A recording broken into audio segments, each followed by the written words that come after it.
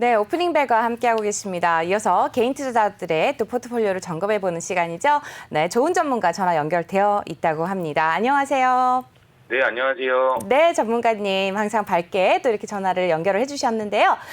간밤에 뉴욕 증시 약세로 마감을 했는데 어떻게 분석하고 계신지부터 좀 들어보도록 하겠습니다. 네, 미국 뉴욕 증시는 차익 실현 매물과 소비자 신뢰 지수가 하락한 영향 등으로 약세를 보였고요. 전날 S&P 500 지수와 나스닥 지수는 이틀 연속 사상 최고치로 마감해 차익 실현 압박이 개장 초부터 좀 부진한 모습을 보였습니다. 네, S&P 500 지수는 이날 하락 마감하였으나 이달까지 7개월 연속 상승을 했는데 이는 2017년 12월 끝난 10개월간의 상승세 이후 최장 기간 오른 것이고요. 8월 한 달간 S&P 500 지수는 3%, 다우 지수는 1.2%, 나스닥 지수는 4%가량 올랐습니다. 네, 투자자들은 제롬 파월 연방준비제도 의장이 연내 테이퍼링 가능성을 언급하면서도 고용지표를 좀 더 지켜봐야 한다고 언급한 점을 근거로 이번 주 후반 발표되는 고용 보고서에 대한 관심을 집중하고 있고요. 지표가 둔화하면 테이퍼링 시점이 늦춰질 수 있다는 전망이 강화될 것으로 보이고 만약 지표가 예상보다 강하면 테이퍼링 시점 같은 경우도 좀 빨라질 수 있다고 지금 얘기를 합니다. 지금까지 실적을 발표한 S&P 500 지수 상장 기업들이 분기 순이익 증가율은 95.4%로 2009년 4분기 이후 최대를 기록했고요. 업종별로는 에너지, 기술, 산업 관련주가 하락을 했고 부동산, 임의 소재, 통신 관련주는 올랐습니다. 오늘 우리나라 시장 또한 크게 다르지 않을 것으로 예상을 하고 있는데요. 이번 달 발표하는 여러 지표 발표를 앞둔 눈치 보기 장이 연출될 것으로 보여지고요. 다만 미국장에서 다시 한번 관심받고 있는 소비주, 경기 회복주, 개별 소형주들 쪽으로도 지금 반등 움직임 나올 수도 있다고 지금 보고 있습니다. 네, 말씀 잘 들었습니다. 뉴욕 증시와 관련해서 또 말씀 들어봤습니다. 오늘 국내 증시 또 어제장이죠. 전일장에서 개인 투자자들 어떤 종목들을 매수하고 어떤 종목들을 매도했는지도 함께 좀 짚어볼까요? 네, 전체적으로 외국인의 매도세에도 불구하고 개인들이 지수를 방어를 해주면서 다시 한번 양호한 상승세를 이어가는 증시지만 아직까지 특별한 주도 섹터 없이 지수 관련주들만 상승세를 보이는 분위기입니다.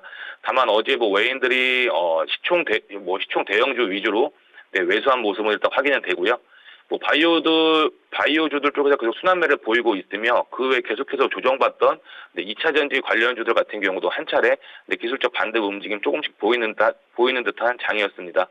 31일 개인 순매도 상위 종목으로는 삼성전자, 카카오, 코스닥 레버리지, SK 하이닉스, 네이버, 기아 순으로 나타났고요.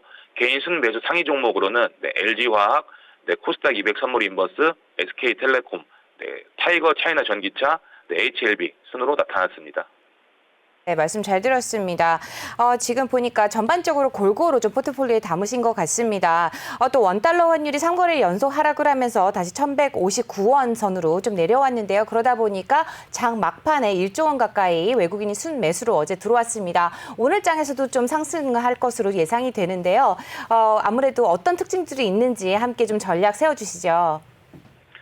네, 오늘장 같은 경우는 지금 코로나 치료제들이 임상을 앞둔 부분과 지금 호재성 기사, 여러 업체들의 여러 기사가 나오면서 mRNA 관련주들 같은 경우는 여전히 지금 추세가 부스터샷 관련 같은 경우도 그렇고 살아있지만 언제라도 지금 빠질 수가 있는 고점 부근이기에 추격 매수 같은 경우는 절대 하지 마시라고 자제하시라고 말씀을 드리고요.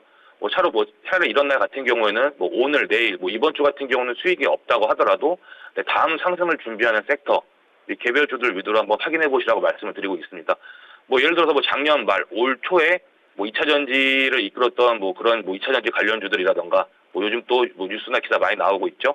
수소 관련 쪽, 수소 전기 기술 에너지 관련주 쪽 같은 경우도 지금 바닥 다지면서 다시 한번 위로 상승할 준비를 하고 있는 지금 섹터들이 좀 몇 개가 좀 눈에 띄다 보니 이쪽들 관련주들 위주로 한번 보시는 것도 좋으시고요.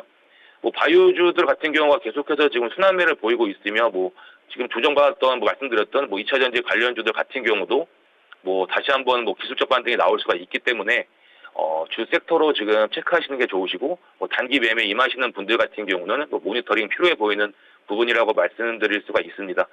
그간 지금 장이 안 좋아서 잠잠했었는데 시장이 다시 한번 상한가 가는 종목들 같은 경우도 지금 하나둘씩 나오는 만큼 공략할 타이밍 같은 경우도 한번 준비하시는 것도 필요해 보이는데 다만 신선한 재료가 아직 없다 보니 치료제 관련주들 쪽, 회복 쪽 이런 바이오 쪽 관련으로 이렇게 진행하시는 분들 같은 경우에는 뭐 섹터들 속에 뭐 옥석 가리기 같은 경우는 좀 꼭 필요해 보인다고 이렇게 말씀드리고 있습니다.